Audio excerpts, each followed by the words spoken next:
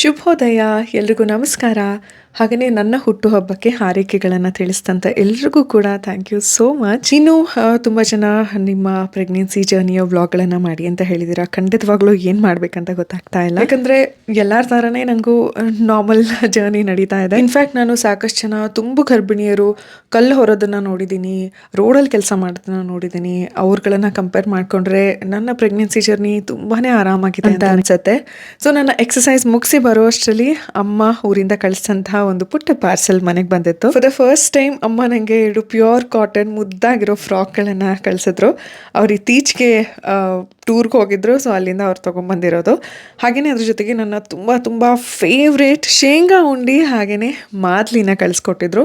Honestly ನನಗೆ first ಮಂತಿಂದನೂ ಯಾವುದೇ cravings ಆಗಲಿ ಅದು ತಿನ್ನಬೇಕು ಇದು ತಿನ್ನಬೇಕು ಹಂಗೆ ಏನೂ ಅಂತ ಅನ್ನಿಸ್ತಾ ಇಲ್ಲ. ನಾನು ಹೇಗಿದ್ನೋ ಹಾಗೆ ಇದ್ದೀನಿ.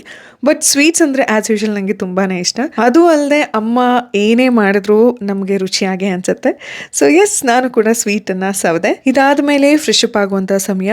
ಬೀಬ್ಲೆಂಟ್ is a premier hair care and styling brand. ನಾನಿವತ್ತು ಬೀಬ್ಲೆಂಟ್ ಅವರ ಶಾಂಪೂನ ಬಳಸಿದೆ. ಹಾಗೆಯೇ ಹೇರ್ ಸ್ಪಾ ಮಾಡ್ಕೊಳ್ಳೋದ್ರಿಂದ ಹೇರ್ಗೆ ನರಿಶ್ಮೆಂಟ್ ಸಿಗುತ್ತೆ, ಜೊತೆಗೆ ಹೇರ್ ಶೈನಿ ಅಂತ ಅನ್ಸುತ್ತೆ. ಬೀಬ್ಲೆಂಟ್ ಅವರ ಎಲ್ಲಾ ಹೇರ್ ಮಾಸ್ಕ್ ತುಂಬಾನೇ ಚೆನ್ನಾಗಿದೆ. ಅದರಲ್ಲಿ ನಾನಿವತ್ತು ಬೀಬ್ಲೆಂಟ್ ಅವರ intense moisture heat hair spa mask ನ ಬಳಸ್ತಾ ಇದ್ದೀನಿ. ಸಲೂನ್ಗೆ ಹೋಗಿ ಹೇರ್ ಸ್ಪಾ ಮಾಡಿಸೋದಕ್ಕಿಂತ ಮನೇಲಿ ಆರಾಮಾಗಿ ಜಾಲಿಯಾಗಿ 5 ಮಿನಿಟ್ಸ್ ಅಲ್ಲಿ salon like nourished smooth shiny hair ನ ಪಡೆಯುವಂತ ಆಪ್ಷನ್ ಇದು. ಮೊದಲಿಗೆ ಹೇರ್ಗೆ ಶಾಂಪೂ ಆದ್ಮೇಲೆ ನಾನು ಈ ರೀತಿ ಮೊದಲನೇ ಸ್ಟೆಪ್ ಮಾಯಿಶ್ಚರ್ ಕ್ರೀಮ್ ನ ನಾನು ಒಂದು ಬಟ್ಲಿಗೆ ಹಾಕೋತಾ ಇದ್ದೀನಿ. ಇದರಲ್ಲಿರೋ ಜೋಜೋಬಾ ಆಯಿಲ್ ನ್ಯಾಚುರಲ್ ಮಾಯಿಶ್ಚರೈಸರ್ ಆಗಿ ಕೆಲಸ ಮಾಡುತ್ತೆ ಅಂಡ್ ಕೂದಲಿಗೆ ಶೈನ್ ಹಾಗೂ ಸ್ಟ್ರೆಂತ್ ಕೊಡುತ್ತೆ. ನೀವು ಇದರ ಟೆಕ್ಸ್ಚರ್ ನೋಡಬಹುದು ಎಷ್ಟು ಸ್ಮೂತ್ ಆಗಿದೆ ಅಂತ.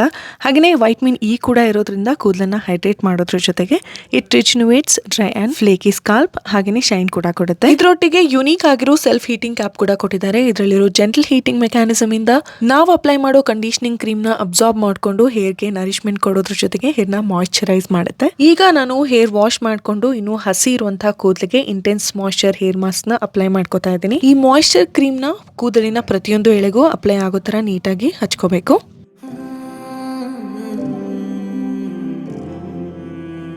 ಇದಾದ ನಂತರ ನಾನು ಸೆಲ್ಫ್ ಹೀಟಿಂಗ್ ಕ್ಯಾಪ್ ಹಾಕೋತಾ ಇದ್ದೀನಿ. ಸೆಲ್ಫ್ ಹೀಟಿಂಗ್ ಕ್ಯಾಪ್ ಮೇಲೆ ನಾನು ಈ ರೀತಿ ಜೆಂಟಲ್ ಆಗಿ ಮಸಾಜ್ ಕೂಡ ಮಾಡ್ಕೋತೀನಿ.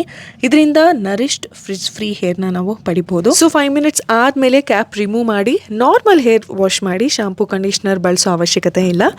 ಸೊ ನೀವು ಎಷ್ಟೊಂದು ಡಿಫ್ರೆನ್ಸ್ ಕಾಣುತ್ತೆ ಅಂತ ನೋಡ್ಬೋದು. ಬರೀ 5 ನಿಮಿಷದಲ್ಲಿ smooth shiny fridge free salon look hair ಮನೇಲಿ ಪಡಿಬಹುದು. ಈ ಪ್ರಾಡಕ್ಟ್ ನಿಮಗೆ ಇಷ್ಟ ಆಗಿದ್ರೆ ಬೀಬ್ಲೆಂಟ್ ಅವರ ವೆಬ್ಸೈಟ್ ಅಲ್ಲಿ ನನ್ನ ಕೂಪನ್ ಕೋಡ್ ಅದಿತಿ 2024 ನ ಬಳಸಿದ್ರೆ ಎಕ್ಸ್ಟ್ರಾ 20% ಆಫ್ ಕೂಡ ಸಿಗುತ್ತೆ. ಹಾಗೇನೆ ಅಮೆಝಾನ್, ಫ್ಲಿಪ್ಕಾರ್ಟ್, ನೈಕಾದಲ್ಲೂ ಕೂಡ ಈ ಪ್ರಾಡಕ್ಟ್ ನ ಪರ್ಚೇಸ್ ಮಾಡಬಹುದು. ಇನ್ನು ನಿಮ್ಮ ಪ್ರತಿ ಆರ್ಡರ್ ಬೀಬ್ಲೆಂಟ್ ಅವರ ಸಂಭವ ಫೌಂಡೇಶನ್ ಇಂದ ಮಾಡ್ತಾ ಇರುವಂತಹ ವುಮೆನ್ ಎಂಪವರ್ಮೆಂಟ್ ಗೆ ನೆರವಾಗುತ್ತೆ.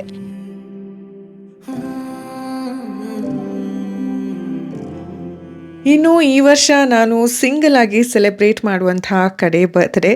ಸೊ ಈ ಹುಟ್ಟುಹಬ್ಬದ ಕೆಲವು ಸುಂದರವಾದ ತುಣುಕುಗಳನ್ನು ನಿಮ್ಮೊಟ್ಟಿಗೆ ಶೇರ್ ಮಾಡ್ಕೋತೀನಿ.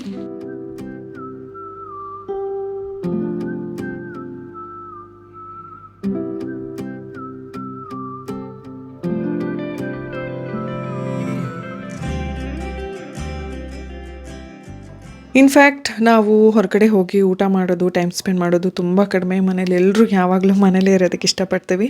ಬಟ್ ಈ ರೀತಿ ಒಂದು ಸುಂದರವಾದ ಸಂದರ್ಭಗಳಲ್ಲಿ ಹೊರಗಡೆ ಹೋಗಿ ಟೈಮ್ ಸ್ಪೆಂಡ್ ಮಾಡೋದು ಖುಷಿ ಕೊಡುತ್ತೆ.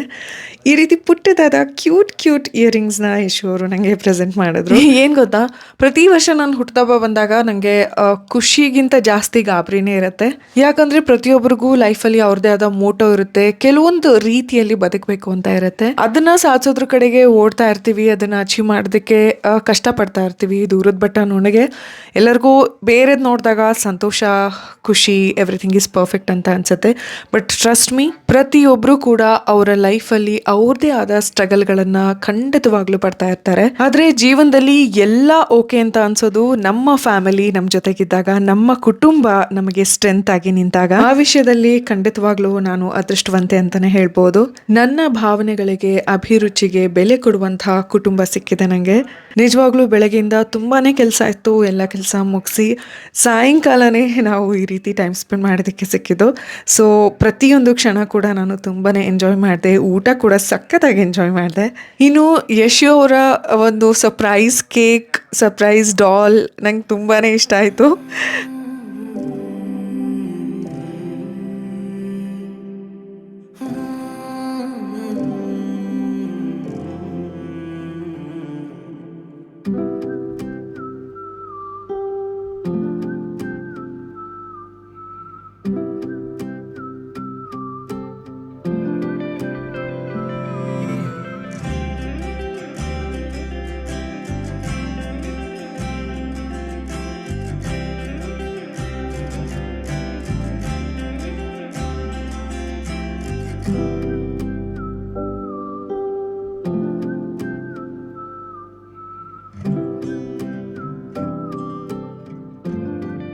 ಇನ್ನು ನಮ್ಮ ಅತ್ತೆ ಅವರು ನನಗೋಸ್ಕರ ಅವರೇ ಬರೆದಂಥ ಒಂದು letter that really made my day. Thank you so much mummy.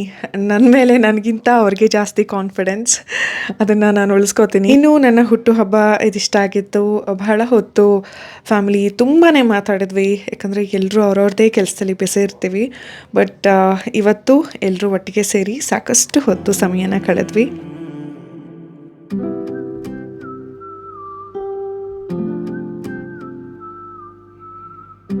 ಇನ್ನು ವೆರಿ ನೆಕ್ಸ್ಟ್ ಡೇ ನಿಮ್ಮೆಲ್ರಿಗೂ ಗೊತ್ತು 15ನೇ ತಾರೀಕು ಸಂಕ್ರಾಂತಿ ಇತ್ತು. ಸೊ 14th ನಾನೆಲ್ಲ ಅರೇಂಜ್ಮೆಂಟ್ಸ್ ಮಾಡಿಕೊಂಡೆ, ಎಲ್ಲ ವಸ್ತುಗಳನ್ನು ತಂದಿಟ್ಕೊಂಡಿದ್ದೆ. ಹಬ್ಬಗಳು ಬಂದರೆ ನನಗೇನೋ ಒಂದು ರೀತಿ ಖುಷಿ ಆಗ್ತಾ ಇರುತ್ತೆ. ಹಾಗೆಯೇ ಇವತ್ತು ಎಲ್ಲ ಅರೇಂಜ್ಮೆಂಟ್ಸ್ ಮಾಡಿಕೊಂಡೆ, ಅದನ್ನು ನಾನು ಸಂಕ್ರಾಂತಿ ಹಬ್ಬದ ವ್ಲಾಗಲ್ಲಿ ಹಾಕ್ತೀನಿ.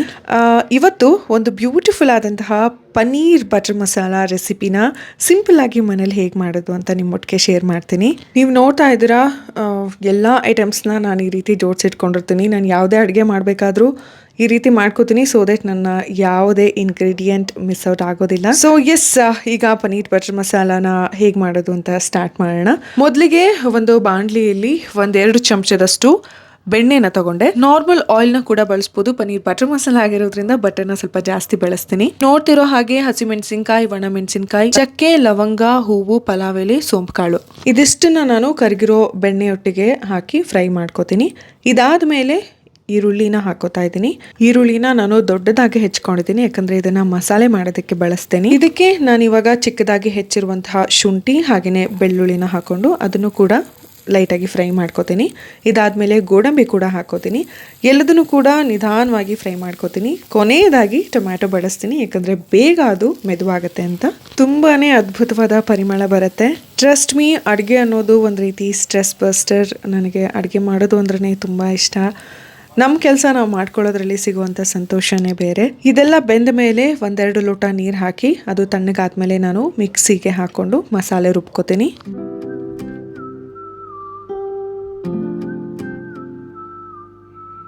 ಈಗ ಮಸಾಲೆ ರೆಡಿ ಆಯಿತು. ಇನ್ನೊಂದು ಬಾಣಲೆಗೆ ಮತ್ತೆ 1-2 ಚಮಚ ಬೆಣ್ಣೆನ ಹಾಕೋತಾ ಇದ್ದೀನಿ.